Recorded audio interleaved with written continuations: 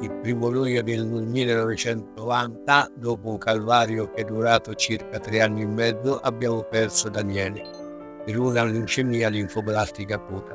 Il 26 ottobre del 90, insieme a 18 genitori, abbiamo fondato il Comitato per la Vita Daniele Chiadelli.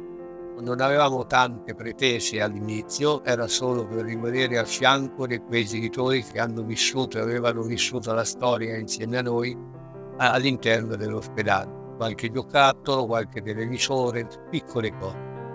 E dopo 33 anni veramente abbiamo raggiunto dei risultati eccezionali.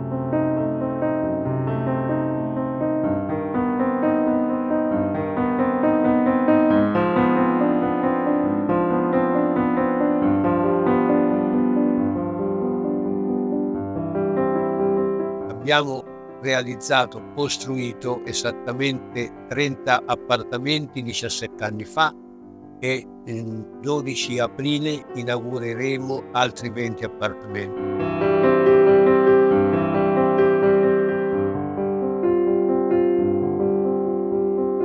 50 appartamenti che abbiamo messo e mettiamo a disposizione dei malati che vengono a curarsi nella nostra città di Perugia, malati di leucemie, linfomi, mielomi, i tumori del sangue.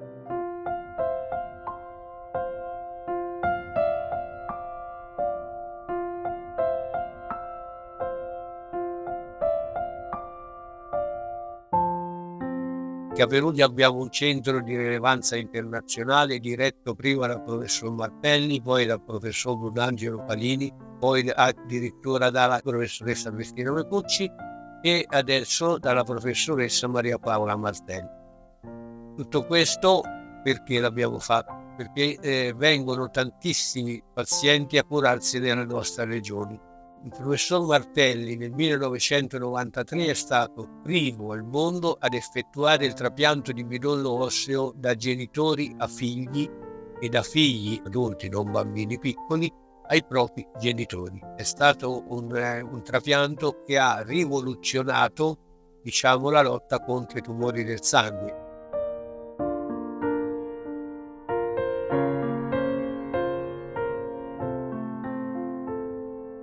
E mi occupo di pazienti che vengono costantemente sostenuti dal Comitato per la Vita Daniele Chianelli, che è costantemente al nostro fianco sia dal punto di vista delle scoperte scientifiche, in quanto finanzia moltissimo delle nostre attività di ricerca, ma anche e soprattutto a fianco dei pazienti con i residence che stanno allargando o ampliando, con il gruppo multidisciplinare che in tutti questi anni è sempre stato di grandissimo aiuto.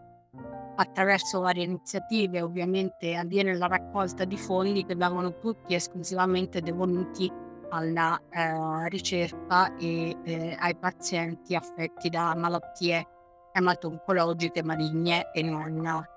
Perché pensare al Comitato Chianelli per voler dare qualcosa in più? Perché prendersi cura di questa tipologia di malati non vuol dire solo prendersi cura del malato, non vuol dire solo somministrare la terapia, cercare di evitare gli effetti collaterali, quindi svolgere il nostro lavoro, diciamo così, in senso stretto, in senso tecnico, vuol dire prendersi cura di tutta la famiglia, vuol dire il papà e la mamma, che molto più spesso vengono tirati via dalla loro realtà, a volte non sono nemmeno così vicini all'ospedale, e allora avere il Residence Chianelli a fianco dell'ospedale ti permette di deospedalizzarli per un po' di tempo e anche solo riprendere 4, 5, 6 giorni di vita pseudo normale è tantissimo, è un impulso psicologico e di sostegno enorme per queste famiglie e per questi bambini.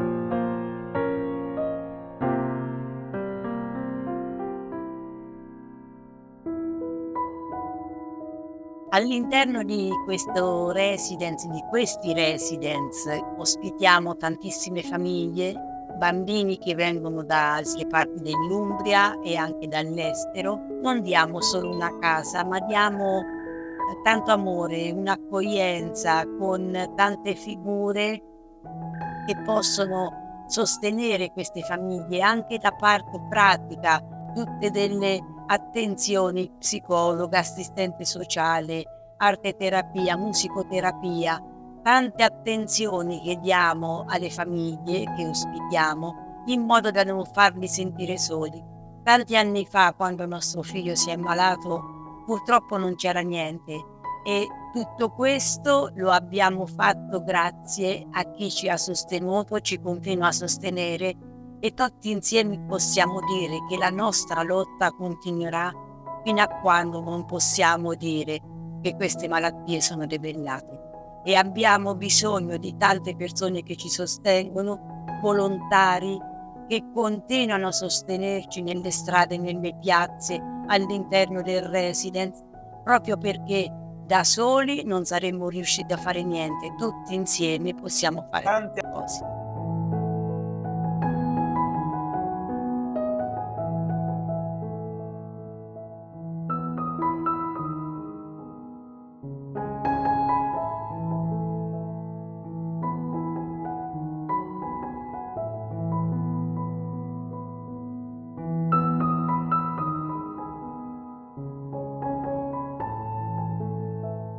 E noi ospitiamo, questo è importante dirlo, senza costo di affitto le famiglie. Non chiediamo, chi può ci dà, chi non può non ci dà niente. Gli appartamenti sono fatti veramente con un criterio, perché noi l'abbiamo chiamato Residence Daniele Chianelli per volontà degli altri genitori, però è una residenza speciale per pazienti in terapia ambulatoriale.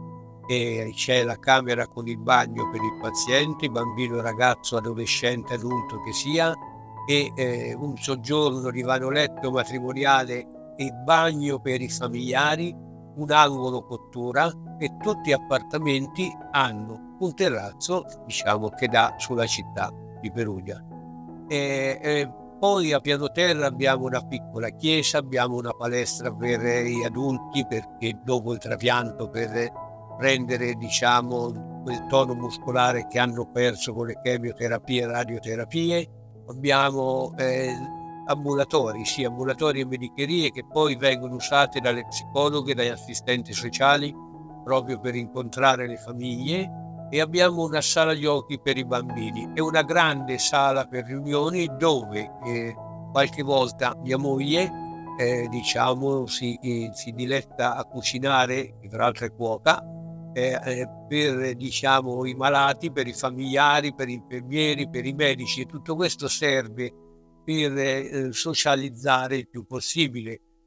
Organizziamo anche feste, diciamo. Certo, con i volontari, la festa di carnevale, il cenone di Capodanno, tutto quello che per non farli sentire soli, per farli sentire accolti e per cercare di aiutarli in questo momento difficile della loro vita. E il residence è un po' tutto questo.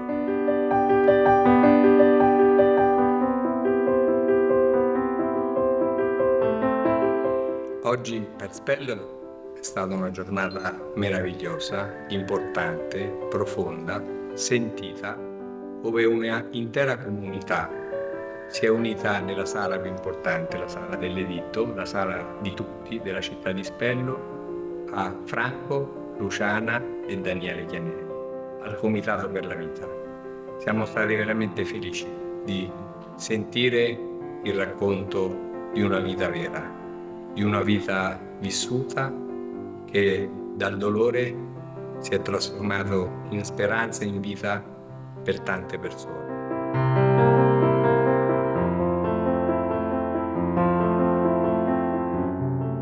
Il residence è una casa che noi chiamiamo residence, ma è veramente una casa, dove insieme ai volontari noi ce la mettiamo tutta, io, mia moglie, tutti i volontari, per distrarli il più possibile dalle preoccupazioni delle terapie e della malattia. Tant'è vero che abbiamo sulla sala riunioni, che contiene circa 200 persone, qualche volta facciamo anche il karaoke, organizziamo dei balletti, invitiamo il mago che fa i suoi giochi di prestigio.